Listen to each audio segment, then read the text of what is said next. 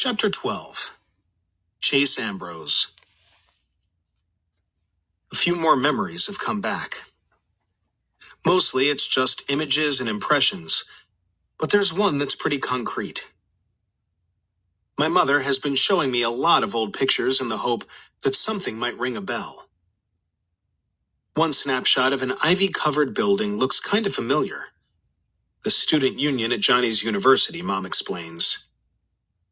It triggers a flashback. It's not that I remember it, more like it's already in my head and I'm just noticing it now. Mom and 7th grade Chase are dropping Johnny off at college.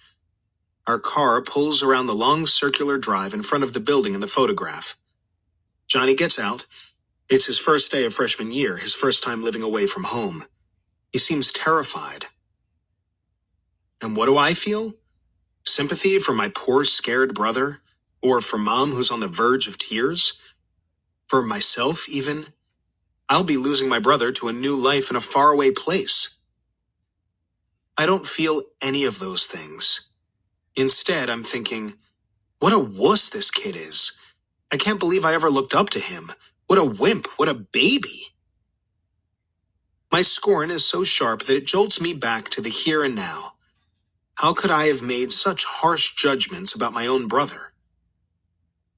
When I was in the hospital, Johnny was there at my bedside every minute Mom was, just as worried about me, just as torn up by my accident. I guess that wasn't payback for the wonderful brotherly loyalty I've shown him over the years. People say I've changed. I'm barely beginning to understand how much. Dr. Cooperman isn't surprised that my memory is returning. My brain is totally fine, he says at my next appointment. After all, I remember everything that's happened since coming out of the coma. Not that it would be easy to forget things like Shoshana dumping frozen yogurt on my head, or Brendan going through the car wash on a tricycle, or how it felt to push Joey against the wall. A blur of violence, anger, and lightning-fast action. And something else, too. I may not be proud of it, but it's the truth. Satisfaction. I didn't like the way a situation was going, and I changed it with my own physical power. Aaron's words come back to me. You didn't have to attack him. And Shoshana's, goon. That haunts me a little. I don't regret stopping Joey from bullying Brendan, but was fighting really the only way to make that happen? Worse, I didn't even consider trying to talk Joey down. I just grabbed the kid and manhandled him, the same way he was manhandling Brendan. I get that the old Chase could be like that, before the accident. But now I'm starting to wonder if that person is still inside me, emerging from the darkness bit by bit, along with my memory. As weird as it was to lose my past, this might be even weirder. The more that comes back, the less I recognize myself. Dr. Cooperman also pronounces me fully recovered physically. Then he drops the bomb. He still wants me off football for the rest of the season. I must seem pretty devastated because he adds, it's all out of an abundance of caution. You're fine. But concussions can't be taken lightly. We're learning new things about the long-term effects every day. I know you're disappointed, honey, my mom adds. I understand how important football is to you. How can I explain it to them? Sure, I'd love to play, but what really bugs me is that football is my biggest connection to my old life. I don't think I've had a single conversation with Dad that wasn't about either my past gridiron glories or the ones he still expects me to have. And since the incident with Joey, the only Hurricanes who'll talk to me are Aaron and Bear. Even with them, half the time I get the impression that their main interest is getting their team captain back. For sure, those guys are never going to forgive me for A, doing my community service when I don't have to, and B, not hating it enough. To be honest, I don't hate it at all. One thing no one ever tells you when you're laid up, like I was in the hospital, is how boring it is. You really appreciate anybody who comes to break the monotony.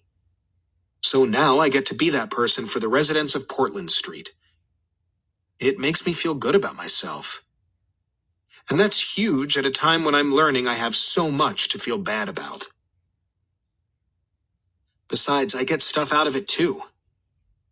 I've learned how to play mahjong, and I've picked up a lot of great tips on how to grow stuff, mostly from Mrs. Kittredge, whose room looks like a botanical garden. I think I'm going to be able to save a lot of Mom's plants, and maybe even the ficus in Helene's room, the one she bought at her preschool's flower sale, and is at least 98% dead. That'll make points with Corinne, who is losing her enthusiasm for the fallen leaves and the tiny white bugs that are all over them. As for Mr. Solway, despite the fact that I've forgotten most of what's happened to me, I feel confident saying he's the coolest person I've ever met. Anyone who could jump onto a moving enemy tank, throw open the hatch, and take it out with a grenade has to be a pretty amazing guy. Mr. Solway doesn't see it that way. That's what I did, not who I am. If I had bothered to think about it, I wouldn't have done it. I'm not that stupid. The sad part is that Mr. Solway can't find his Medal of Honor. Nurse Duncan thinks it probably got misplaced during Portland Street's big repainting project, and it will turn up sooner or later. But he's convinced he flat out lost it. I haven't been as sharp since my wife died, he tells me.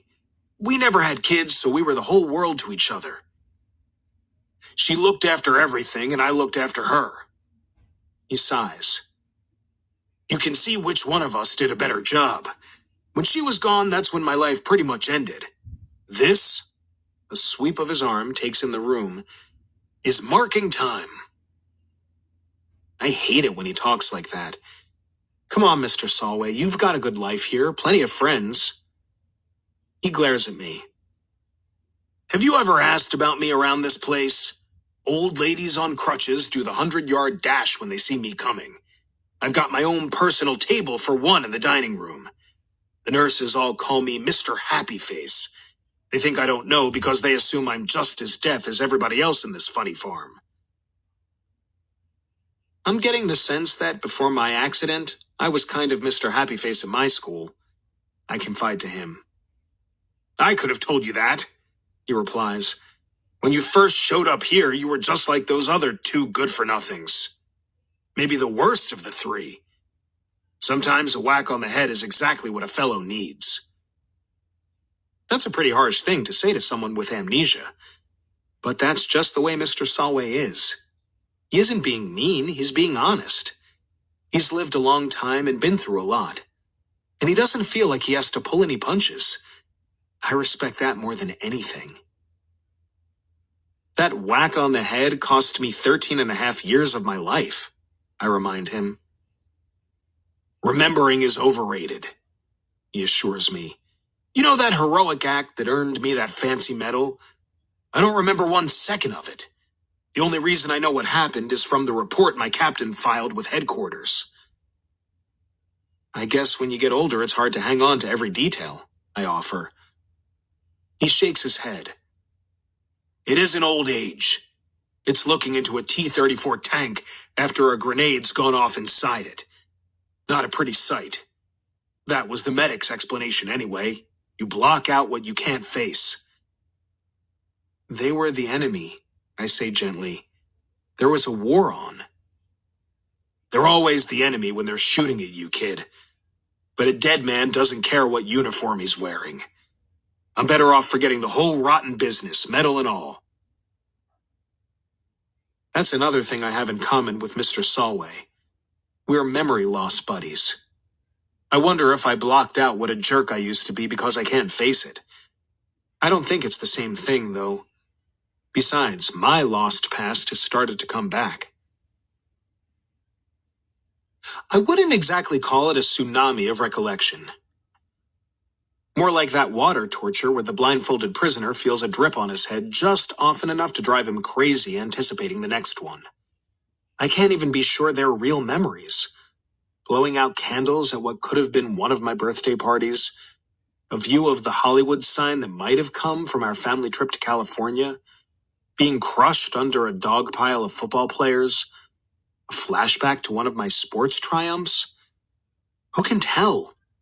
My mind plays tricks on me. Last night I had a dream about cherry bombs going off inside a piano, scaring some poor kid half to death, and woke up in a cold sweat. But when I checked the school yearbook for a picture of Joel Weber, he wasn't the guy in my dream. That was no memory, just the product of a guilty conscience. My theory is my brain invents fake memories of things I heard about because I'm trying so hard to remember stuff. I even had a nightmare from the Korean War, and for sure I was never there. I actually saw myself in uniform, climbing up the side of a tank like Mr. Solway did. I yank open the hatch, pull the pin on my grenade, but when the soldiers inside look up at me, I can't bring myself to drop it in on them. I just hang there, not knowing what to do, until the grenade goes off in my hand. Believe it or not, the impression from before my accident that seems the most vivid is that little girl. Sometimes so much so that I feel like I should be able to reach out and touch the white lace on her blue dress or the red ribbon in her hair. I have to question whether she's any more real than the dreams. She never moves. She just stands there, not looking at me, but off to the side somewhere. She must be important, though. She's the one image that was still with me when I woke up in the hospital. I wonder who she is. School triggers a few memories too, but they're mostly random images and feelings of deja vu. There's nothing solid enough to be useful. I still don't really know the faculty, the kids, or the custodians. I'm just now learning my way around a building I've been attending since the 6th grade. I obviously don't remember what a lousy student I was, because my teachers are all so impressed with how well I'm doing now. Some of them seem like they're ready to faint when I actually hand in a homework assignment. Video Club is the one place that's brand new to me because it actually is. We've collected a ton of footage for the yearbook. I'm lagging behind the other members, since most kids run a mile when they see me coming. I always shout, "Brendan sent me," so they'll know I'm not looking for trouble. Ms. DeLeo wants me to work on my interviewing skills because my subjects seem so ill at ease. Yeah, no kidding. They're all waiting for me to pull their underwear up over their heads and stuff them into the nearest locker. At least the video kids are getting used to having me around. Except Shoshana, who hates me for good and always. I can't blame her, even though I have no memory of what Aaron Barron I did to her brother. It's pretty strange to be despised for something that, in your mind, never happened. And to someone it seems like you never met. She's stopped fighting with me directly. Mostly she makes pointed comments about how the club should have closed up membership while they had the chance. That's unfair because I'm not even the last to join. Kimmy got here after me, and if I'm a newbie, I don't know what you call her. She doesn't know a camera from a kumquat. For her interview with the head cheerleader, she left the lens cap on, so there was audio and no video. On her second try, she zoomed in so close that all you could see was a mouth talking. I think Brendan has kind of a crush on Kimmy because he won't hear anything bad about her. Shooting a mouth but no face is expressionism, and lens caps are too analog for a digital age. Whatever. Brendan's true love, though, is YouTube. This afternoon, he shows us his latest clip of a tiny goldfish bravely swimming against the pull of a bathtub drain, while electric guitars roar in the background.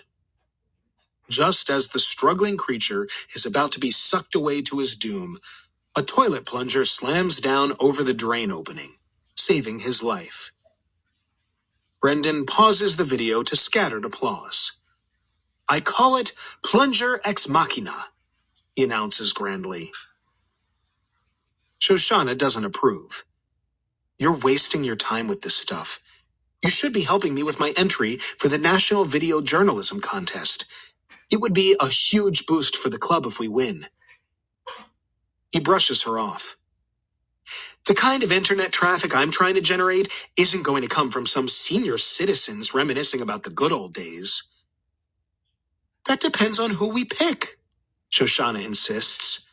Seniors have lived through amazing times and accomplished incredible things. We just have to find the perfect subject. Before I realize who I'm talking to, I blurt, "You should talk to Mr. Solway over at Portland Street." Her angry eyes skewer me. I've contaminated her precious project with the sound of my voice. Another of my crimes against humanity, like bullying her brother and not dying when I fell off the roof. Who's Mr. Solway? Kimmy asks. A hero from the Korean War. He won the Medal of Honor. That's the highest award any soldier can get. And how would you know someone like that? Shoshana demands. It's obvious she doesn't believe a word out of my mouth. I work there. Aaron, Bear, and me, it's our community service for... My voice trails off. She of all people knows exactly what we're doing community service for.